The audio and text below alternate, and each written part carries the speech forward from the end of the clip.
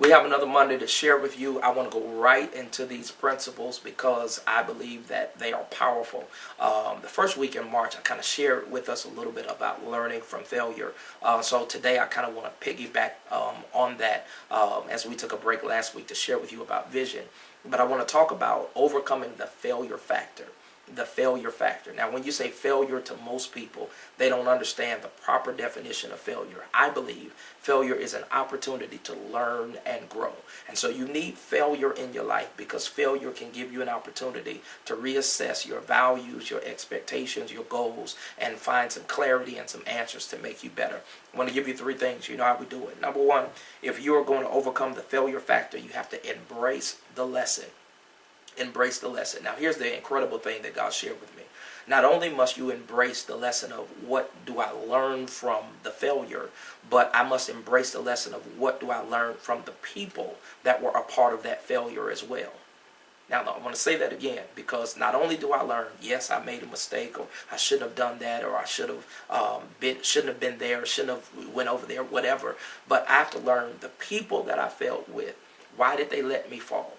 Why was there no accountability? Why was it so easy for me to make that mistake? I've got to start learning some things about the people that are around me because if you don't learn from that, then you're not going to be in healthy environments to be able to not make the same mistakes that you made before. So if you're going to embrace the lesson, let me embrace that the people I'm around, maybe they don't value the purpose and plan of God on my life. Maybe they're just kicking it buddies, and because they have no purpose, it is easy for me to deviate from the plan and the purpose of God. Maybe they're not the individuals that are praying for me. Maybe they don't function in integrity and or in character. And you do know birds of a feather, they flock together. And so when you are around people, or they're miserable and they're depressed, or they're always losing, they're always defeated, then that's going to say a lot about you and your character and your attitude. So please, learn the lesson. Not only learn from the failure, but learn from the people that you failed with if you're going to overcome the failure factor.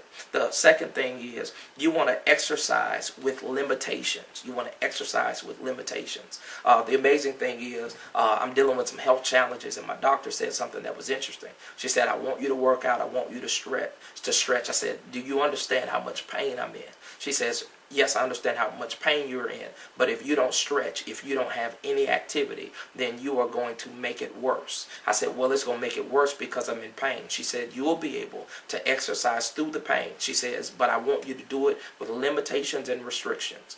The amazing thing is with our efforts and with those things that God challenges us to do, there are also some limitations that he puts on us. I said it a few weeks back. The Bible is clear that you can do all things through Christ, but watch this. You can do all things through Christ if he strengthens you to do it.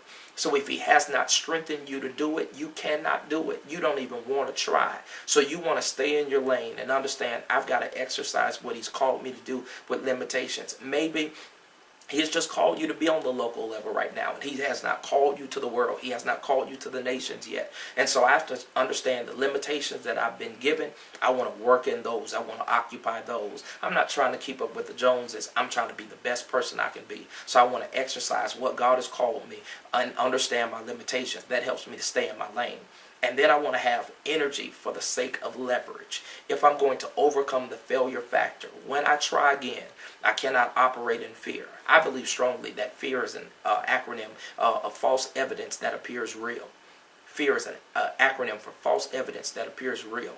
I have to get the failure out of my mind, of that, the pain of the injury. I got to grab those lessons. I've got to function with my limitations, but I have to now coach myself. I have to get excited about what God is calling me. I have to put those people around me that help motivate me, not yes men, because you need some critical people around you to challenge you and say, now consider this, or are you ready for this, or is this in place? You don't need everybody around you that's saying yes. Sometimes you need somebody to tell you no. You need somebody to tell you wait. You need somebody to tell you reconsider what you're doing. You may need to change your paperwork. You may need to change your method, but they'll share with you some important tips to make sure that when you start again, there will be energy for the purpose of leverage. When you apply these principles, I guarantee you'll be able to overcome the failure factor.